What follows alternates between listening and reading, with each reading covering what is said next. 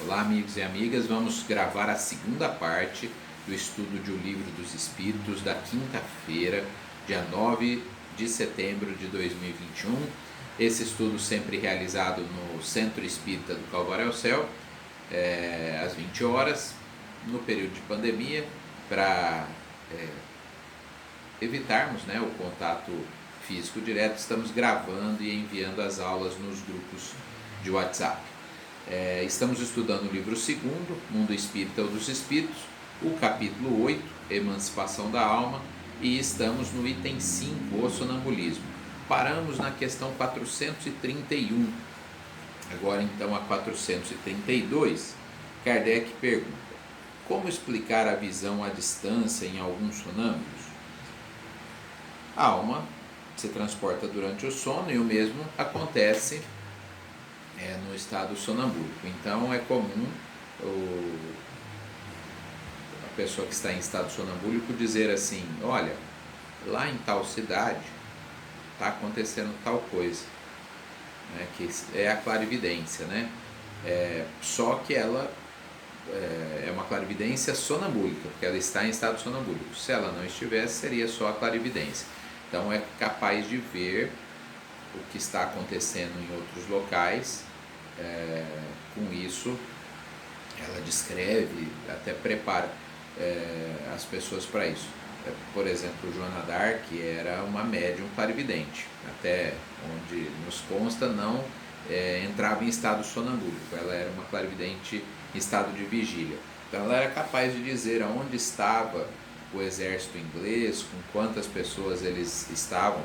Por isso que as batalhas da Guerra dos 100 Anos, que ela participou, os franceses venceram todas, porque tinha dado a clarividência dela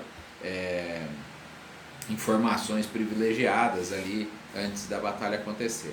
Então é a clarividência, a diferença é que pode ser em estado de vigília ou, como estamos estudando aqui, no estado sonambúlico, quando o encarnado entra em estado sonambúlico, e aí ele é capaz de ver à distância, a maneira de um clarividente em vigília. Questão 433. O desenvolvimento maior ou menor da clarividência sonambúlica depende da organização física ou da natureza do espírito encarnado? Das duas coisas, algum estado físico pode facilitar essa libertação do espírito, mas também depende das condições do espírito. Então, alguns casos famosos, médium Ivone Pereira, que entrava em estado sonambúlico e visitava o mundo espiritual, até o Dr. Semar falou isso, a expressão desdobramento, que a gente fala, entra em desdobramento, não é uma expressão propriamente de Kardec, é o estado sonambúlico que a gente às vezes erroneamente, usando a terminologia de Kardec, erroneamente falamos desdobramento, mas é para facilitar às vezes o linguajar. Então o caso famoso também da história, que é um dos livros mais famosos do Renascimento, Dante Alighieri, ele entrava em estado sonambúlico e aí visitava os planos espirituais e depois escreveu a sua obra, a Tríplice, o céu, o purgatório e o inferno. O que ficou famoso foi o inferno, então as pessoas sempre falam sobre o inferno de Dante, do Dante Alighieri.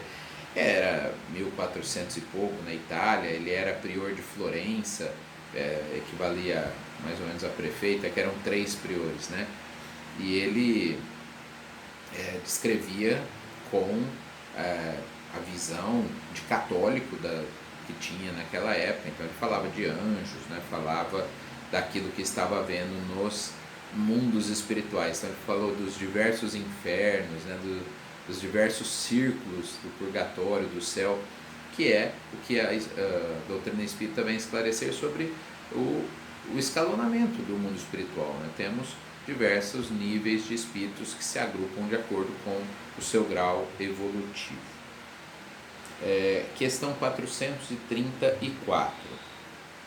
As faculdades de que o sonâmbulo desfruta são as mesmas do espírito após a morte? lembra que eu falei anteriormente, né? Não exatamente as mesmas, porque existem laços que ainda unem ao corpo. Ah, mas o sonambulismo não é um estado de libertação maior do que o sonho? Sim, mas não é tão intensa quanto a morte, quanto o desencarne, né? Porque no sonambulismo existem ainda as ligações com o corpo físico, que é um bloqueador, que é um limitador, de alguma forma, da experiência que aquele espírito está vivenciando no mundo espiritual. Questão 435. O sonâmbulo pode ver os outros espíritos? Pode ver. Muitas vezes isso é confuso para ele, né? Porque ele não tem consciência, então ele vê espíritos e para ele é como se fossem encarnados, ele não tem ainda essa consciência. E eles dizem principalmente se quem está em estado sonambúlico não tem nenhum conhecimento de espiritismo. Então, né, ele não consegue discernir com clareza que ele está vendo espíritos, né? Às vezes isso acontece com o recém-desencarnado. André Luiz descreve isso com frequência, né? De recém-desencarnados não tendo consciência que desencarnaram, continuam agindo naturalmente como se fossem encarnados, tratando os espíritos como se fossem encarnados. E nós, trabalhando nas reuniões mediúnicas, vemos isso com frequência. Os espíritos que chegam à reunião mediúnica sem ter consciência do desencarne. E a gente tem que tomar cuidado para dar a notícia, né, com muito jeitinho, para eles não morrerem de susto. Brincadeira à parte, né, você não pode chegar e falar para o espírito, você morreu, né, ele morre de susto, né. Então a gente vai dizendo, olha, você não está percebendo nada de diferente, como é que tem sido os últimos tempos para você, até que ele próprio começa a perceber isso. No livro E a Vida Continua, né, ditado pelo André Luiz para o Chico Xavier, que também virou filme, os espíritos estão num hospital no mundo espiritual e sem nenhuma consciência que desencarnaram, até que começam a conversar entre si e falar, andaram dizendo aí que nós morremos. O outro fala, imagina, como morremos? Estamos aqui tudo junto conversando e tal. Quer dizer, eles não conseguiam ter a percepção do desencarne. E em estado sonambúlico, agora voltando, né, para o nosso texto, muitas vezes é isso, o espírito está em estado sonambúlico, não tem essa consciência e toma a visão que tem de espíritos como se fosse de seres encarnados. 436. O sonâmbulo que vê a distância, vê do lugar em que está o seu corpo ou daquele que está a sua alma? Os espíritos respondem até meio sem paciência, claro que é onde está a sua alma, né? Porque se é a alma que está vendo, então se o corpo está aqui, não são os órgãos do corpo físico que estão vendo, é a alma. Portanto, é onde está essa alma que é captada essa visão e o corpo é capaz de reproduzir essa fala aqui, mas o que está sendo visto é pela alma, né? A questão 437. Sendo a alma que se transporta, como pode o sonâmbulo experimentar no corpo as sensações de calor ou de frio do lugar em que se encontra a sua alma, às vezes bem longe do corpo? Ele cita o exemplo assim, como se duas pessoas estivessem conversando e fala só, quando duas pessoas se correspondem entre uma cidade e outra por meio da eletricidade, é este o laço entre os seus pensamentos. É graças a isso que elas se comunicam como se estivessem uma ao lado da outra.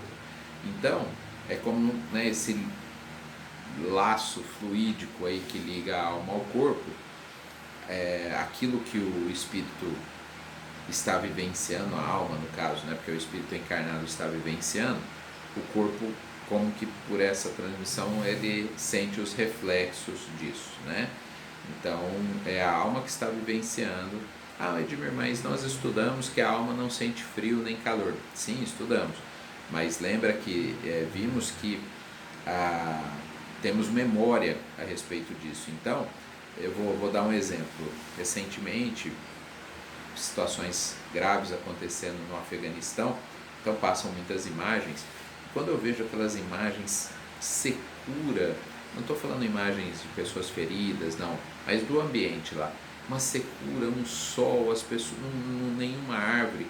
Apesar de eu não estar lá, de ser uma notícia de jornal, eu sinto a minha boca seca, né? Como se eu estivesse vivendo aquela sensação. Então, a gente é capaz de experienciar, mesmo não estando lá, porque temos memória disso. Paramos a segunda parte por aqui.